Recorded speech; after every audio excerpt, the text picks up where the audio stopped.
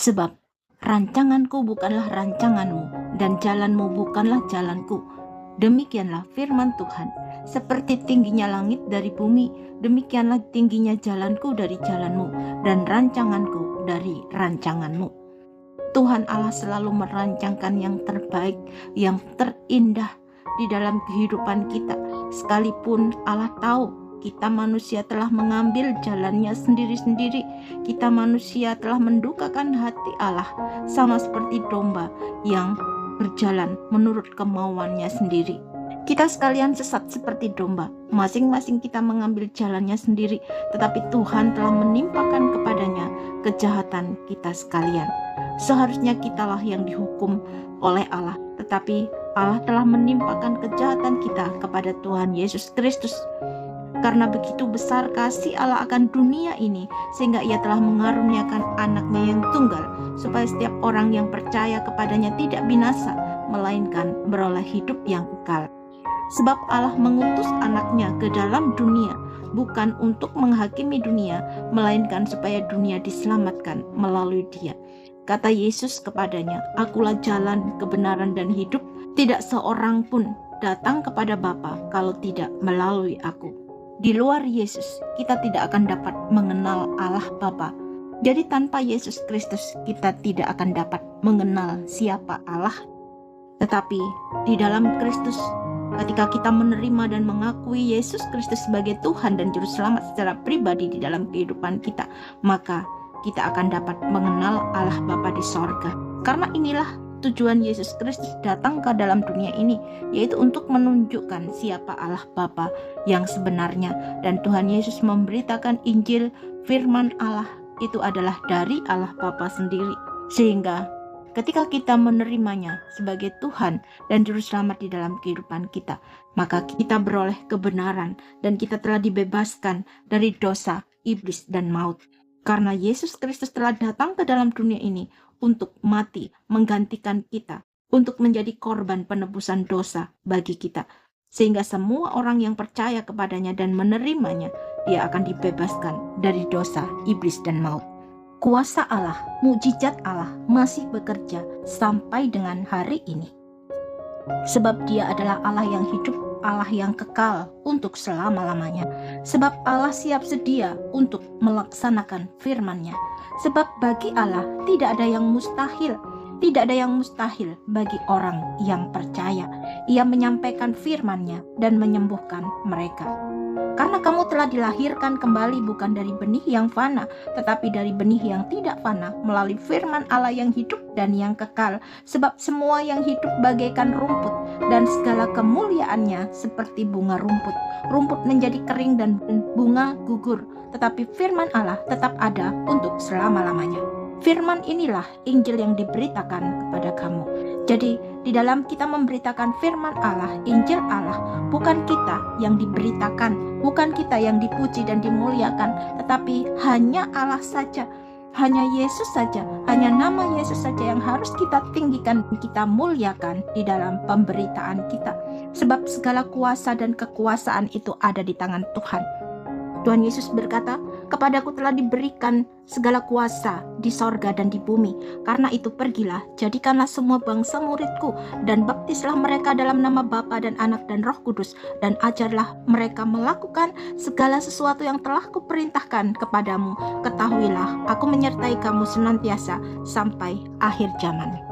Dan apabila Yesus yang ditinggikan di dalam pemberitaan kita, maka Tuhan Yesus akan menarik semua orang datang kepadanya. Puji Tuhan. Tetapi yang kami beritakan ialah hikmat Allah yang tersembunyi dan rahasia yang sebelum dunia dijadikan telah disediakan Allah bagi kemuliaan kita.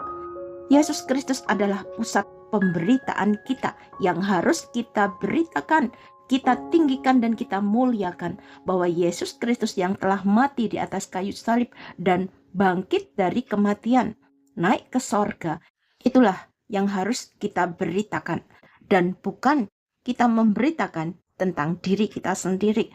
Yesus Kristuslah yang harus kita muliakan, dan bukan kita memuliakan diri kita sendiri, sebab itu adalah kejahatan di mata Allah.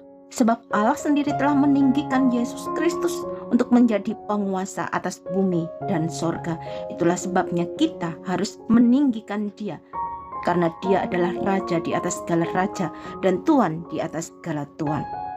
Sebab Tuhan Yesus telah mati di atas kayu salib itu untuk menggantikan kita manusia berdosa. Karena adalah lebih berguna bagimu jika satu orang mati untuk bangsa kita daripada seluruh bangsa kita ini binasa. Dan bukan hanya untuk bangsa ini saja, tetapi juga untuk mengumpulkan dan mempersatukan anak-anak Allah yang tercerai-berai. Sebab upah dosa itu ialah maut. Karena seharusnya kitalah yang harus mati, kitalah yang harus dihukum.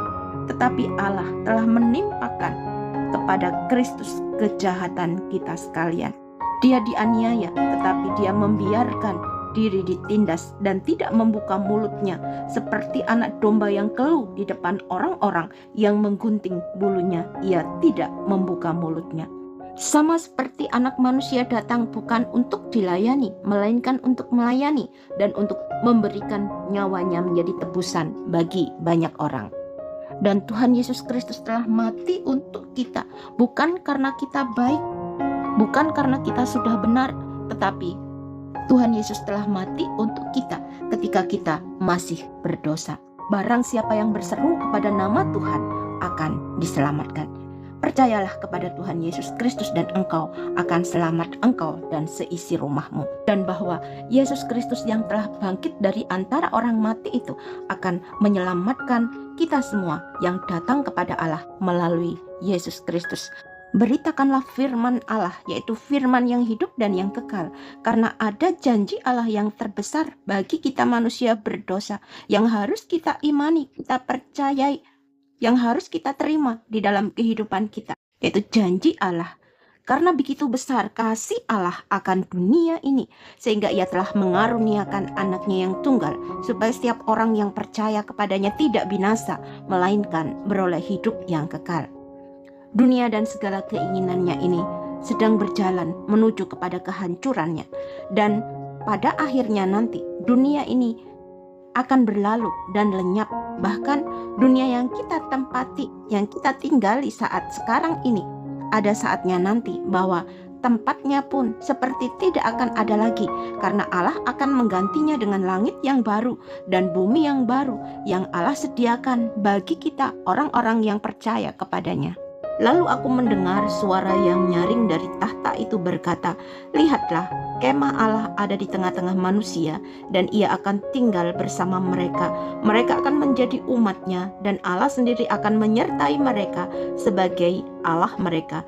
Ia akan menghapus segala air mata dari mata mereka, dan maut tidak akan ada lagi.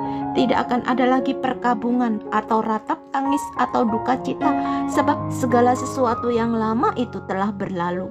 Ia yang duduk di atas tahta itu berkata, "Lihatlah, Aku menjadikan segala sesuatu baru." Lalu firman-Nya, "Tuliskanlah, karena segala perkataan ini dapat dipercaya dan benar." Inilah isi hati Allah, kerinduan Allah bagi kita manusia berdosa. Kalau boleh, jangan ada manusia yang mati binasa masuk ke dalam neraka kekal, karena neraka itu Allah sediakan bagi iblis dan antek-anteknya. Untuk itu Allah menyediakan keselamatan bagi kita manusia sebagai jalan selamat, yaitu Dialah Yesus Kristus Tuhan kita.